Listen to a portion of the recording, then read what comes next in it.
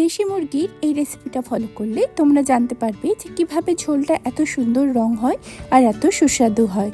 তাছাড়াও কোন মশলাটা কখন দিলে রান্নার টেস্ট সব থেকে ভালো হবে সেসব নিয়ে আজকের এই ভিডিও। নমস্কার বন্ধুরা, কেমন আছো সবাই? কুকিং শুকিং বাংলা চ্যানেলে তোমাদের অনেক স্বাগত। এই রান্নাটার জন্য প্রথমেই যেটা লাগবে 1 কেজি দেশি চিকেন বা কান্ট্রি চিকেন। ভালো করে ধুয়ে নিয়েছি। আর যে মশলাগুলো লাগবে তা হচ্ছে 1 টেবিল চামচ করে আদা বাটা, রসুন বাটা আর জিরে বাটা। রান্নাটার পারফেক্ট কালার আনার জন্য প্রথমেই একটা পেস্ট তৈরি করে নেব। তার জন্য লাগবে 1 টেবিল চামচ ঝাল লঙ্কার গুঁড়ো, 1 চা চামচ হলুদ গুঁড়ো আর 1 চা চামচ চিনি। এই সবগুলো মশলা একটুখানি জল দিয়ে একটা পেস্ট করে নিলাম। 1 কেজি মাংসের জন্যে 250 গ্রাম পেঁয়াজ যথেষ্ট। 250 গ্রাম পেঁয়াজ আমি কুচিয়ে নিয়ে সেটাকে একটা মসৃণ পেস্ট করে রেখে দিচ্ছি। প্রেশার কুকারে 200 থেকে 250 ml মতন সর্ষের তেল নিয়ে নিলাম। তেল গরম হলে তাতে দিয়ে দিলাম 1 চা চামচ জিরে আর 2 থেকে 3টে তেজপাতা ফোড়ন। ফোড়ন থেকে সুন্দর গন্ধ বেরোলে দিয়ে দিচ্ছি প্রথমেই সেই তৈরি করে রাখা শুকনো লঙ্কার পেস্টটা। এর ফলে দারুণ একটা কালার আসবে। এটা একটুখানি ফ্রাই করে নেব যাতে পুড়ে না যায়, সেটা খেয়াল রাখতে হবে। সঙ্গে সঙ্গেই দিয়ে দেব পেঁয়াজ বাটাটা। মিডিয়াম টু হাই ফ্লেমে পেঁয়াজ বাটাটা পরবর্তী মিনিট 2 ধরে কষিয়ে নিতে হবে। এই প্রসেসটাকে একটু ত্বরান্বিত করতে বা একটু তাড়াতাড়ি কষানোর প্রসেসটা করতে এই সময় দিয়ে দিতে হবে স্বাদ মতন লবণ। লবণটা যার যার স্বাদ মতন দেবে। আমি এখানে 1 চা চামচ দিলাম। লবণ অ্যাড করার পর আরও 5 মিনিট ধরে কষানোর পর দেখা যাবে এরকম তেল ছেড়ে দিয়েছে।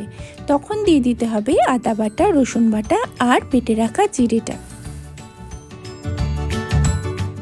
সমস্ত মশলা পরবর্তী আরও মিনিট 5 মিডিয়াম টু হাই ফ্লেমে কষানোর পর দেখা যাবে যে মশলাটা অনেকটাই শুকিয়ে এসেছে আর ধার থেকে ছেড়ে দিচ্ছে। তখন দিয়ে দিতে হবে ধুয়ে রাখা কান্ট্রি চিকেন বা দেশি চিকেনের টুকরোগুলো। এই সময় গ্যাসের ফ্লেমটা হাইতে রাখতে হবে।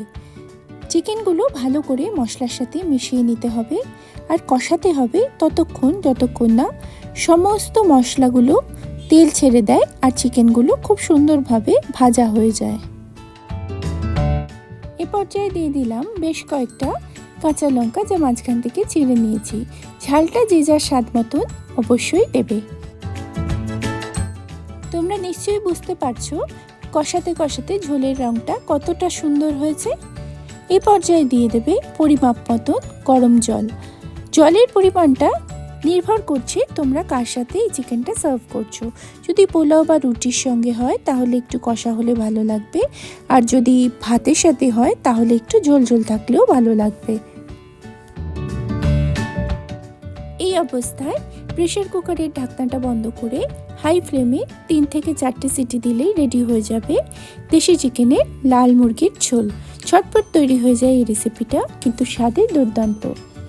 প্রেসারে ভাপটা পুরো উঠে গেলে গ্যাসটা আবার জ্বালিয়ে 1 চা চামচ গোটা গরম মশলা, যেটাকে গুঁড়ো করে নিয়েছি, সেইটা ছড়িয়ে দিলাম। ভালো করে মিশিয়ে দিয়ে গ্যাসটা বন্ধ করে স্ট্যান্ডিং টাইম মিনিট 5 জন্য রেখে দিলাম। গরম গরম সার্ভ করলাম বাসন্তী পোলাওয়ের সঙ্গে। খেতে একদম অনবদ্য যাকে বলে। তোমরা দেখে বুঝতে পারছো কত সুন্দর হয়েছে, কত সুন্দর রং এসেছে ঝোলটা। তো বন্ধুরা, কেমন লাগলো আজকের এই রেসিপি? ভালো লাগলে please like, comment and share করো। আর নতুন বন্ধু হয়ে থাকলে প্লিজ চ্যানেলটাকে সাবস্ক্রাইব করে পাশে থেকো। সাথে থেকো বন্ধুরা। দেখা হচ্ছে অন্য কোনো রেসিপির সাথে।